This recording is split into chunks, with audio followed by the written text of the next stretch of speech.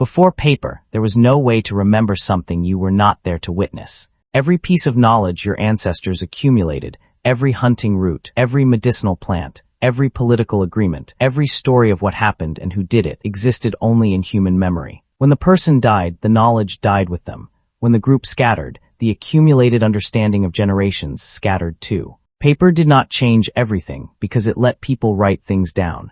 Paper changed everything because it let knowledge outlive the person who held it. The first paper was not invented in a moment of creative inspiration. It was invented because human memory had hit a wall, because the complexity of the societies people were building had exceeded what biological memory alone could sustain. And the solution, thin sheets of plant fiber pressed together until they bonded, was so effective that it spread across the world in less than 1,000 years. Where are you watching this from? Drop it in the comments right now. The conventional history of paper begins in China around 105 AD with a court official named Kai Lun, who is credited with refining the paper-making process using bark, hemp, rags, and fishing nets. This is partially correct, but it misses two important things. First, paper existed in China before Kai Lun. Archaeological evidence of paper made from hemp fiber has been found dating to approximately 200 BC. Second, the need that paper solved, the need to record and transmit complex information reliably, was being addressed by other materials across the world for thousands of years before any paper existed. Clay tablets in Mesopotamia from approximately 3000 BC, papyrus in Egypt from approximately 3000 BC, oracle bones in China from approximately 1200 BC, bark cloth in Mesoamerica, wooden tablets in Rome. Every complex civilization independently developed the same solution to the same problem, a flat, portable surface on which information could be inscribed. Paper was not the first writing surface, it was the best one. And the reason it won, the reason paper eventually replaced every alternative it encountered, is specific and has nothing to do with the quality of the writing surface in isolation. Paper won because it was cheap, not slightly cheaper, dramatically cheaper. Papyrus required a specific plant grown in specific conditions in Egypt, which meant it was a traded commodity with real production limits. Parchment required the skin of an animal. The material for a single book might require hundreds of sheep. Clay tablets were heavy and fragile. Wooden tablets were bulky. Paper could be made from almost any plant fiber. It was light. It was flexible. It could be produced in quantity by people with modest skill using locally available materials. When knowledge became cheap to store and transport, the people who stored and transported the most of it gained an enormous advantage. Paper did not just change writing, it changed who could write, and that changed everything. Making paper is not obvious. The raw materials are everywhere. Any plant with cellulose fibers can theoretically be used, but the process of converting those materials into a usable writing surface requires a specific sequence of steps that are not intuitive. The basic process involves breaking plant material down into individual fibers, suspending those fibers in water, capturing them on a flat screen, allowing the water to drain, and pressing and drying the resulting mat until the fibers bond together through hydrogen bonding between cellulose molecules. The critical step, the one that makes paper possible rather than just wet fiber, is the hydrogen bonding. Cellulose fibers in water will, when the water is removed slowly under pressure, form chemical bonds with each other without any added adhesive. The resulting sheet holds together because of the molecular properties of cellulose itself. This is not something ancient Chinese papermakers understood at the molecular level, but they discovered through experiment that certain plant materials, processed in certain ways, produced sheets that held together. The empirical discovery preceded the theoretical understanding by approximately 2,000 years. The materials Kai Lun standardized, bark, hemp, rags, were all high in cellulose.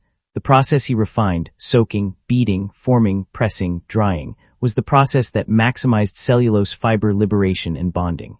Paper historian Jonathan Bloom at Boston College has documented the extraordinary speed with which the paper-making process spread once it became available outside China.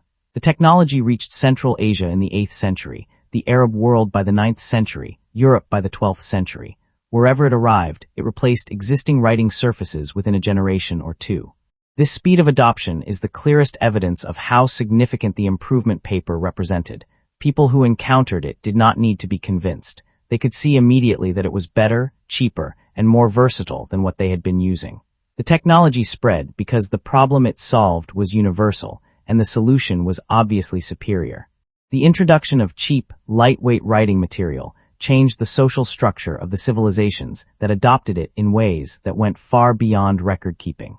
Historian Michael Clanchy at the University of London, whose research on the introduction of written records in medieval England documents the social transformation that accompanied the spread of literacy and documentation, describes what he calls the shift from memory to written record. Before cheap writing materials, legal agreements, land boundaries, and political arrangements were maintained in human memory, witnessed by people who could testify to what had happened. After paper, these arrangements could be written down, stored, and referred to. This shift had a specific and often overlooked consequence. Written records favored those who could read them and produce them. The introduction of paper accelerated the social differentiation between literate and non-literate populations in ways that oral culture had not. In Tang Dynasty China, where paper was most fully integrated into society earliest, the examination system, the bureaucratic meritocracy that selected government officials through written examinations, became a defining institution. The examination system shaped Chinese society for over 1,000 years. The spread of paper to the Islamic world in the 8th and 9th centuries produced what historians call the Islamic Golden Age, a period of extraordinary intellectual production in mathematics, astronomy, medicine, and philosophy. The availability of cheap writing material enabled scholars to record, compare, and build on each other's work at a pace and scale that was previously impossible. The accumulated knowledge of Greek, Persian, and Indian scholarship was translated, copied, and distributed on paper across a connected world. When paper reached Europe in the 12th century, it set up the conditions for the printing press 300 years later. The printing press is often cited as the transformative technology. But without cheap paper, the printing press produces nothing. It is paper that made mass printing economically possible. The ancient Chinese papermakers who pressed hemp fiber onto a screen and let it dry were not trying to change civilization. They were trying to solve a practical administrative problem. The civilization change was the accidental consequence. If you want to keep following these accidental revolutions, subscribe. One more section to go, and it connects paper to something that affects you right now.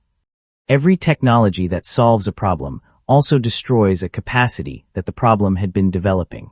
Before writing, human memory was doing something that it no longer does at the same level. The oral traditions of pre-literate societies required the memorization of vast amounts of structured information, genealogies, legal codes, historical narratives, medical knowledge, navigational routes, in forms that were retrievable, accurate, and transmittable without writing. The techniques for doing this were sophisticated. The Aboriginal Australian songlines encoded navigational information in melody. The Homeric epics, the Iliad and the Odyssey, were originally oral compositions, maintained by professional reciters who could perform thousands of lines from memory with remarkable consistency across generations. The Vedic tradition in India maintained sacred texts in oral form with extraordinary precision, using elaborate mnemonic systems and recitation practices for thousands of years before they were written down. These are not primitive approximations of writing. They are alternative information technologies, ones that engage different cognitive capacities and produced different relationships between the person and the knowledge they held. Cognitive psychologist David Rubin at Duke University, whose research on memory in oral traditions has changed how psychologists think about human memory capacity, argues that the constraints of oral transmission, the requirement that information be memorable, rhythmic, and emotionally engaging, actually served as a quality filter. Information that could not be made memorable enough to survive transmission simply did not survive. The oral tradition preserved what was genuinely worth preserving. Writing and eventually paper removed this constraint. Written knowledge could be boring, it could be disorganized, it could be wrong and still survive, because survival no longer depended on memorability. The Greek philosopher Socrates, who wrote nothing himself and was documented only by his students, argued that writing would damage human memory by allowing people to rely on external records rather than developing genuine understanding. He was right about the mechanism, even if the overall consequences of literacy were positive. The ancient humans who invented paper were solving a real problem. The capacity they were replacing, the deep, embodied musical memory of oral culture, was a real capacity that had taken tens of thousands of years to develop. Paper won, the capacity it replaced has not fully returned. The attribution of paper's invention to Kai Lun in 105 AD is a simplification.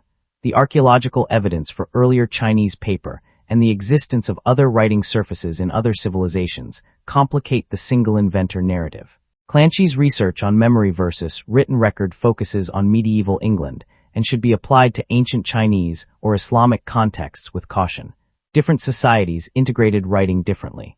The claim that oral traditions were more cognitively demanding than writing-based knowledge transmission is broadly supported, but the comparison is complex. Written knowledge also develops sophisticated cognitive capacities, reading, analytical reasoning, abstract thought, that oral cultures engage differently. Rubin's work on oral memory is influential, but the claim that oral quality filters produced systematically more reliable knowledge than written records is contested. Written records can be compared and cross-checked in ways oral traditions cannot.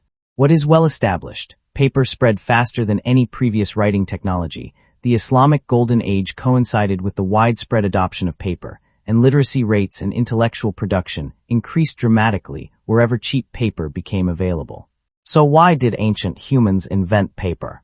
Because they ran out of room. Not physical room in the biological memory of the people who were trying to hold increasingly complex civilizations together. The societies that needed paper were societies that had grown beyond what memory alone could manage. They had more laws than any person could remember, more trade relationships than any person could track, more accumulated knowledge than any one generation could transmit to the next through speech alone. Paper was the answer to a problem that success had created. The more complex and successful a civilization became, the more urgently it needed a way to store knowledge outside of human bodies.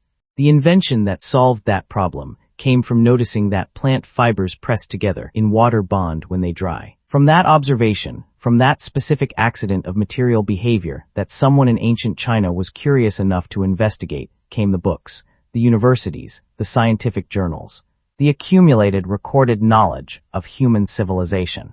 Every word you have ever read, every word in this script, all of it downstream of pressed plant fiber drying in the sun.